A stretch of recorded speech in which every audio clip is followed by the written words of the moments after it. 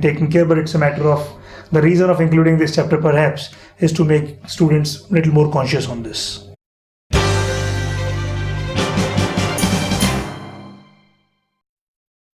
Again, motivation is something all of us are familiar with the word. Few of us know the art of motivating others. So, why have you tried to include it here, and what benefit our students will have by going through this reading? What is the message we want to pass it on to them? I agree with you that this word, more than other words perhaps, all of us have heard so often, and quite a few of us have been motivating people, sometimes successfully, sometimes not so successfully. All the same, now if all of us know about motivation, maybe this topic should not take time. And yet I would say there is need for studying and reflecting on what the reading says, because many of us, including our own students, maybe some of us sometimes, the money motivates. What is motivation? To get a person to do something that you want him to do, which he otherwise would not do, and in order to do that, you'll have to give him something. So that is motivation, what you call incentives and all that kind. But is that true? Suppose you have 5 subordinates from whom you are getting the work done for the organization. You believe that money is one of the, if not the only, most effective way of motivating people. You give double increments because the target was achieved to all the 5 fellows you had. Double increment, some of them maybe, you get 3 increments, 4 increments. You find that there is no difference in the motivation at all. Even if you didn't give that money, they would have done the same thing. If that happens so, what have you done? You have just wasted your money, but the effect is no different from if you did not give it. So what have you done? Now can you become more effective in this? Can you understand what motivation is and whether there are variations in this motivation? Individuals, not all individuals may be motivated by the same thing. Is there, if that is so, which of course many of us will find it very easy, because some people want money, some people want money but not so badly as somebody else. And sometimes money baits people, like fishing, Some, if it comes, I take it. If it doesn't come, it doesn't make a difference. What makes these differences? If you understand that, what the fact you observe is different people are motivated by different things. Certainly. But is there a base? Can I know that base? By knowing which, I can say, well, if this base can be identified, these things are not likely to motivate him. Yes. Some other things I'll have to think of. So the management becomes a little more effective. Right. Now, they say what motivates. There are many theories of motivation. What motivates people? The famous thing, Maslow's hierarchy of needs, and so many others. This reading talks about 3 or 4 theories. The details of which we don't have to spend our time on here because it's available. Certainly, it's available. So it's, though the needs, human needs can be identified. Suppose you say, what are your needs? You list some, put it on a piece of paper. I list mine independently. Compare them, many of them would be common. But that does not mean, the theory says that needs motivate people. But I find your needs that you have listed are the same as mine. But the relative vigor with which these needs are felt by you may not be the same as mine. Certainly. And the stage of life you are in may also have a role to play. Yes. And there are certain temporary needs and there are lasting needs. Yes. Now, if you study all this, become aware of all this, try to put 2 and 2 together after knowing all these 2s and 2s and 2s. Yeah. Then you have a better handle on what motivation seems to imply. Right. I understand. Yes. No, so this, we must appreciate it as a concept. And once we appreciate it as a concept in our own practical lives, that means when we deal with subordinates or with peer group, somewhere we should try to identify what is that really which gives him kick or it motivates him. And individual specific, that means we should try to use that as a tool to get more work from the individual or whatever we want out of the individual. So that And is, motivation is an individual variable. yes, yes. So we cannot have, Generalize. except certain aspects, certain times, you cannot really motivate a group of people Yes, by giving a common correct, correct. incentive or Yes, yes. And perhaps you also have to be in an organizational context. You also have to be sometimes conscious that you should not end up motivating one person at the end At of the cost. demotivating 20 persons because of that one action. true. So these things also need to be balanced. For example, in a group, if you have 20 sales representatives who are all trying to sell seeds, and you say the one who gets maximum sales will get increment, those who don't get, they will not get increment. So within a matter of 2 months, you realize that this guy is going ahead. So other 19 will actually leave efforts. Anyway, he's going to get the increment. I'm not going to get anything. So you might have 100% increase in the sales of that guy, but if 50% drop is there in 19 guys, overall you're going to land up with a major drop. So while motivating in an organizational context, I think it will be useful if we generally have a knowledge of all these things and then apply sensibly. Actually, I would recommend the students who read this note on motivation, they also read up from other sources, psychology books or internet pages, something about reinforcement, the theory of reinforcement, Okay. different kinds of reinforcement, Okay. and different schedules of reinforcement. Okay. When you want a particular behavior to occur again and again, what do you do? Yeah. When you want to stop some particular behavior, what do you do? Okay. Is it reward or punishment? Okay. When, what works, how? Okay. So if you read, in addition to this, the theory of reinforcement, Yes. it may enrich their understanding. All right. I'm sure students would have noted this and they can make efforts to read something more on this. In case they do not get the material, they can write to us and we can try to Yes. refer suitable books to them.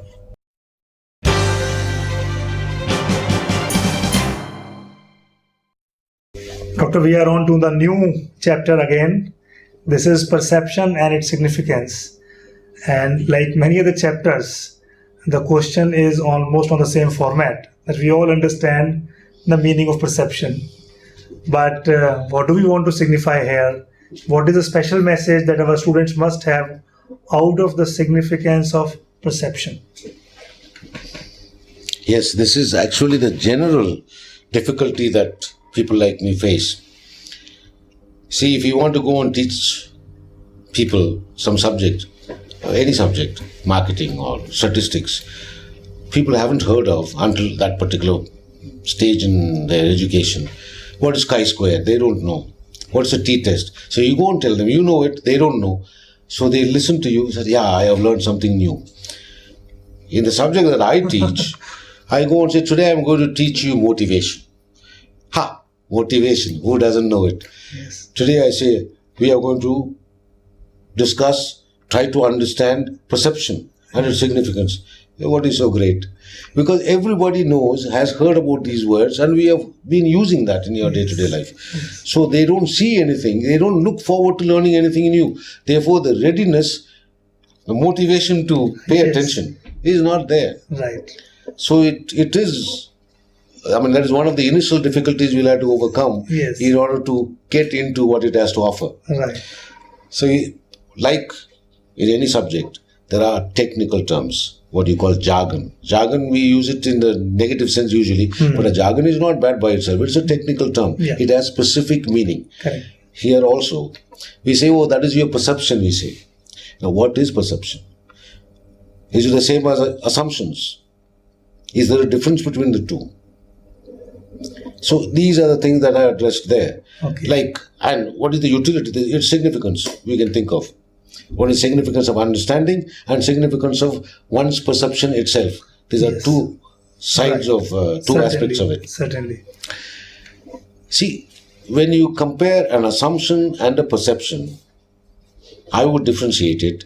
A perception is interpreting a situation that you are faced with at the time of your being exposed or faced with that situation. What you see, what do you understand?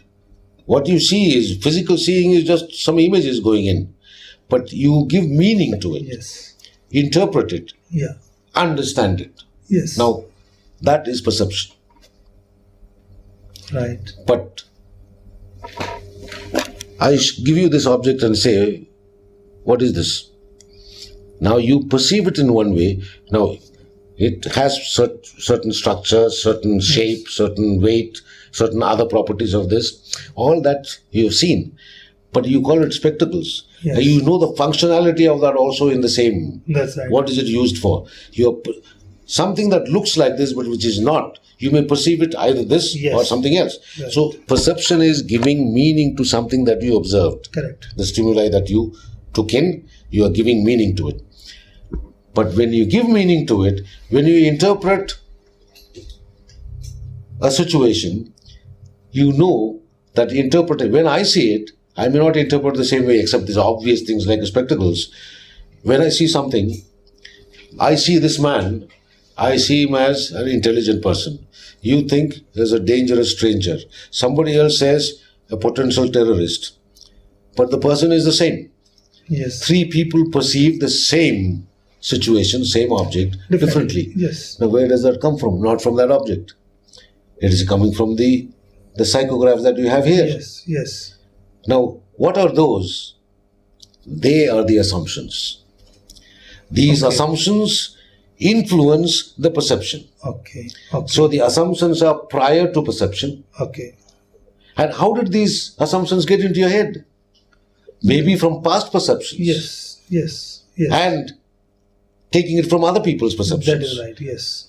Your psychographs essentially. Psychographs, either through direct experience and past perceptions that you had, That's right. or readily available, ready-made assumptions of other people. That is right. You borrowed. Yes. Like somebody told you, situation is like that. Or you read in a book. You tend to accept it. You read in a book, you tend to accept it.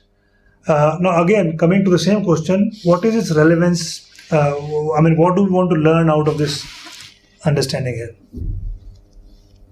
Many things I can think of. Yeah.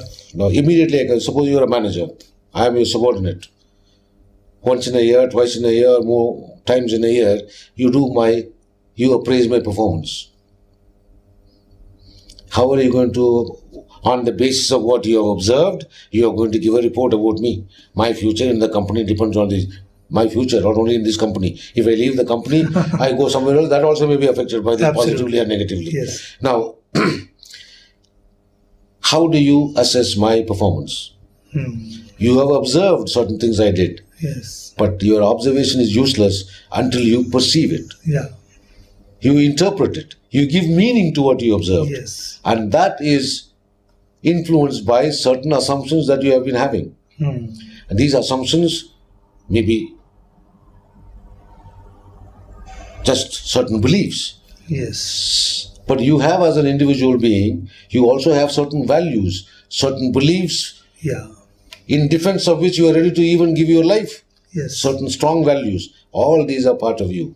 They will influence your perception of what I did That is true. or yes. what I did not do. That is true. Now, if you are not aware of that, they will play their game Yes. on your perception. That is And true. I may be over-rewarded, under-rewarded, Yes. or unduly punished. That is right. Now, therefore, Yes. your perception has a very, very big significance, a role to play in discharging your duties as a manager. Yes. Yeah. In fact, I remember an incident in one of the organizations where I used to work. There was a particular officer who had done some cheating, let us say, financially. Okay. After 5 years of doing that, probably he had changed, improved, one does not know. But after 5 years of doing that, when his boss assessed him, he wrote a report. He did not go by the sales figures that he did. A report was supposed to be saying how well sales have been achieved. So instead of going by the sales figures, he went by his old impressions about that person. And he made a poor report that this person is not one of the persons to be taken forward, etc. However, the basis to be taken forward was last year's sales, which was totally ignored. And this guy contested. So probably there's a limitation within our minds that we sometimes do not respond to a particular situation and rather get constrained by our experience, our past experiences, our past assumptions. So in many of these chapters, including attitude, including psychographs, including this, the message that is coming clearly is that we need not really depend too much on our old memories.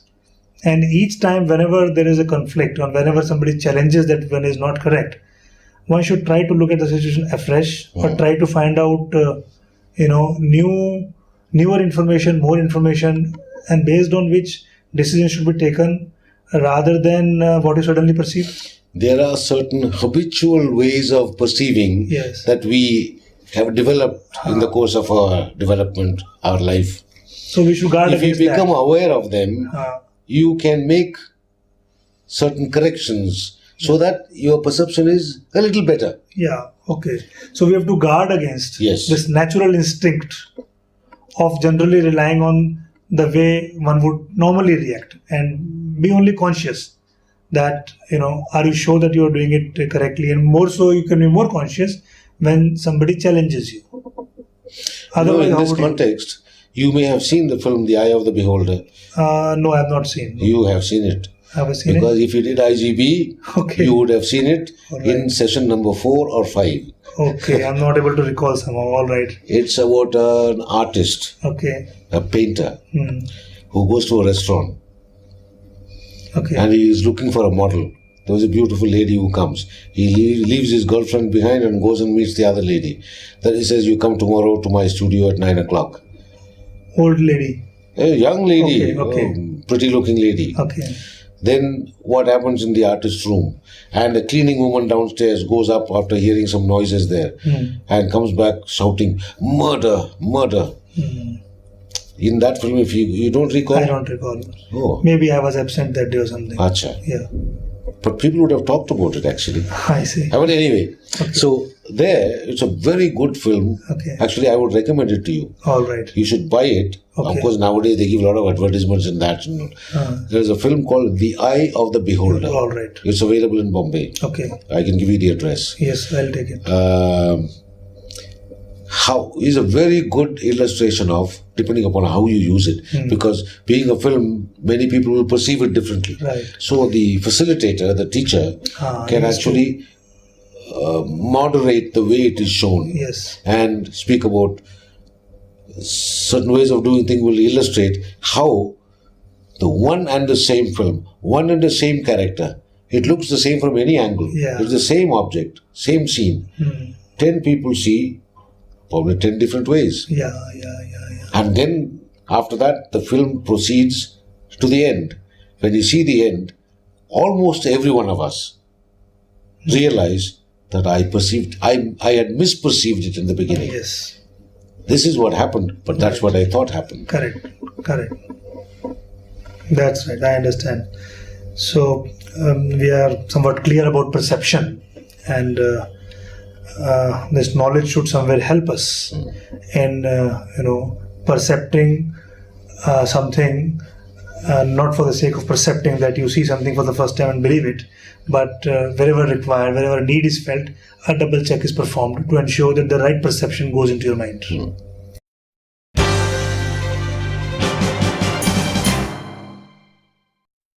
The topic is powers of power. This is not as easy as motivation was there. What is the meaning of powers of power here? See, power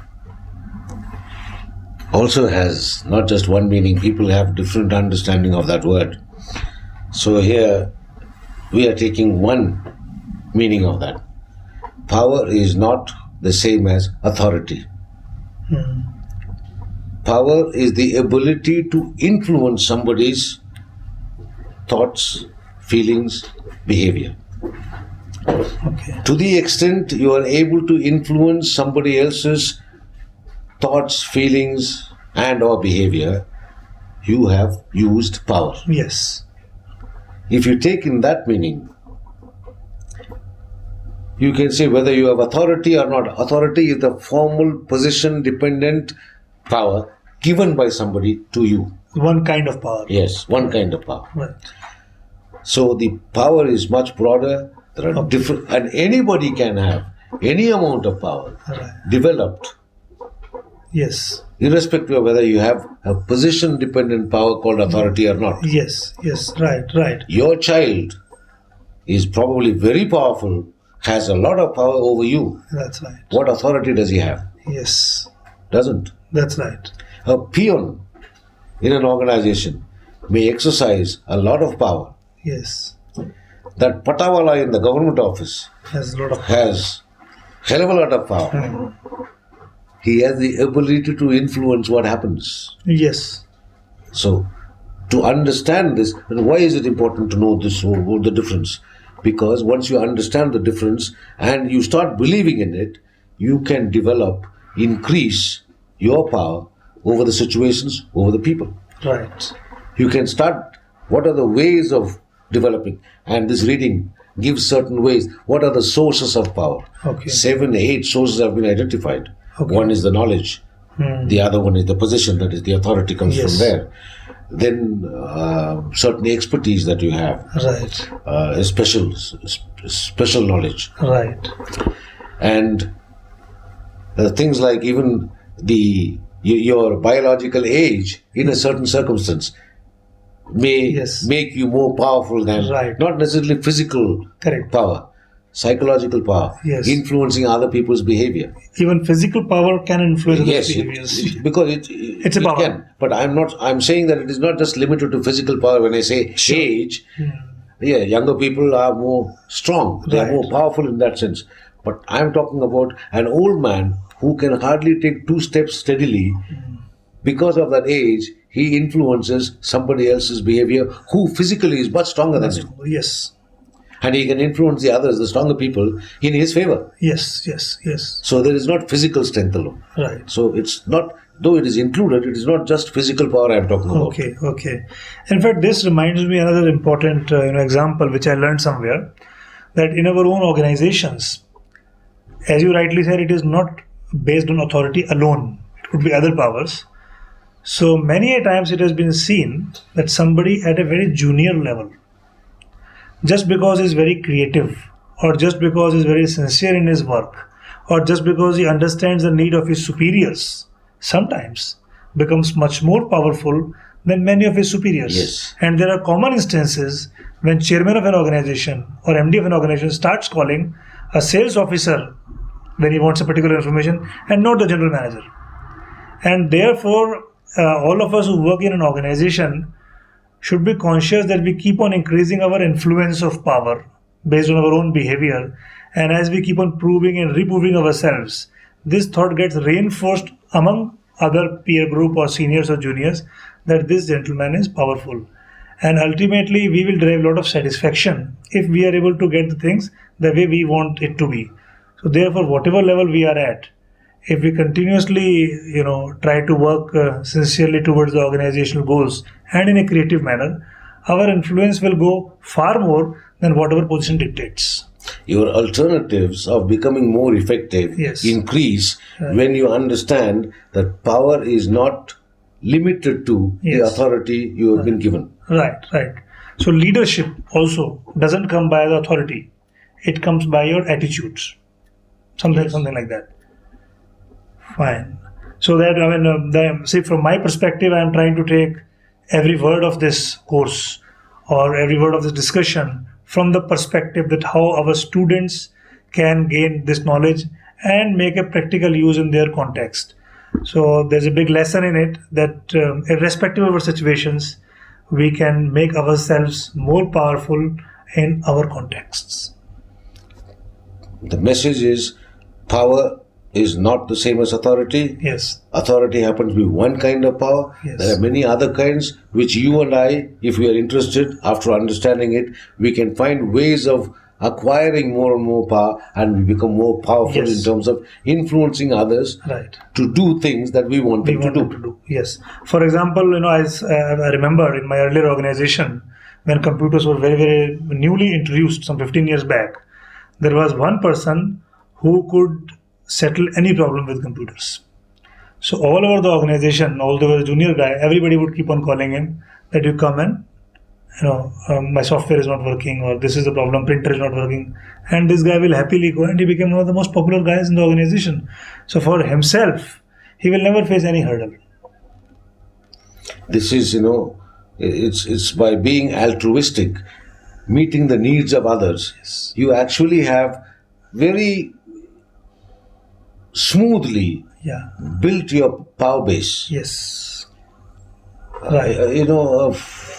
I've been helping you whenever you need it, not necessarily with the expectation of some return for Right. what I did, Yes. but the fact that I've been doing this readily, Yes. next time when I need something, available. my wishes or orders. Yes, that's right. And if this is a general behavior with everybody, then you whatever you want, you keep on getting it.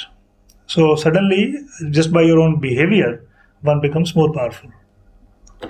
Fine. This message has been taken. Point has been driven home.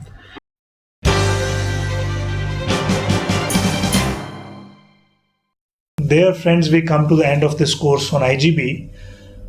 While we have gone chapter by chapter and while we had a preliminary understanding of what we are going to go through, I think it would not be asking too much, although we have been training professor for quite some time now. Nonetheless, I think it would make sense if I may request him to really conclude that how you should use this course to your benefit as a manager.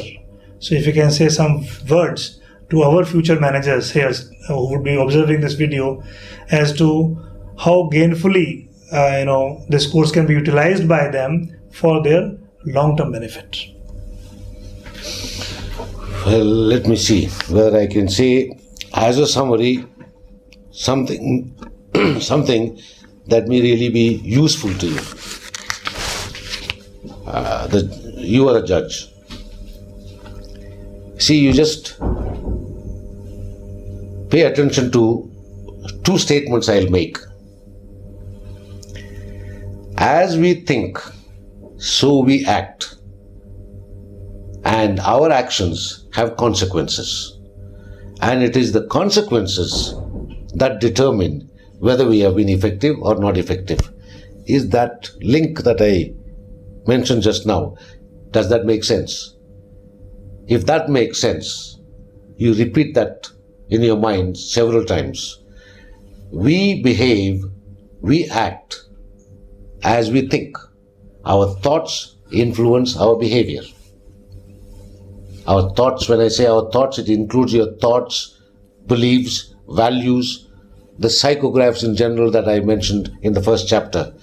All these put in one word under thoughts influence behavior, and behavior has consequences, and consequences determine or spell out whether you have been effective or not effective. Another statement I would like to make, which you may examine, challenge if you want, and see how far it holds good, how far it is useful in our learning. What we see is not what we understand, and what we understand is not what we see. Though what we understand is or is supposed to be on the basis of what we see. Does that make sense? What we see is not what we understand. What we understand is not what we see. But what we understand is on the basis of what we see. What we talked about, perception, attitude, assumptions, beliefs, values, all this, you will find what we understand is not what we see, but on the basis of what we see. What we see, we interpret, we perceive, and this interpretation and perception is influenced by our psychographs. The psychographs include our beliefs, assumptions, values, the knowledge that we have of certain things. All these things are the mental pictures that we carry in our heads. That is the world that we live in, though we exist in the world outside. So if these statements make sense to you, you will do well to pay attention to the little details that you may come across in this reading material. Certain words, certain concepts are explained. In order to make useful sense out of the readings and the course, you must make sure that you understand the basic stuff, that is the different concepts that are mentioned. What is meant by an attitude? What is meant by perception? What is meant by an assumption? What are values? How are they developed? How do they influence our behavior? We cannot come further in psychographing the world more effectively, in understanding the world effectively, if we do not understand the basic concepts clearly. I would like to repeat a statement that I probably made in the beginning. There is nothing as practical as a good theory. And theories are what? Theories are made up of concepts. No individual concept can be a theory. For several related concepts put together, showing the relationships amongst themselves, becomes a model or a theory that explains a phenomenon more comprehensively. To understand a theory well, you should know the concepts that went into building the theory. And that is in your hands to read, discuss, raise questions when you don't understand, get the basic concepts clarified before you can hope to make use of these concepts to understand a given complex phenomenon in the world. Thank you very, very much, Professor Arul. And I'm sure all this effort that you've made, this time you've spent, will go a long way in benefiting our students in some manner that they will all appreciate. I would be really short of words to say more on this, except saying once again a big thank you. Thanks. Welcome. Bye.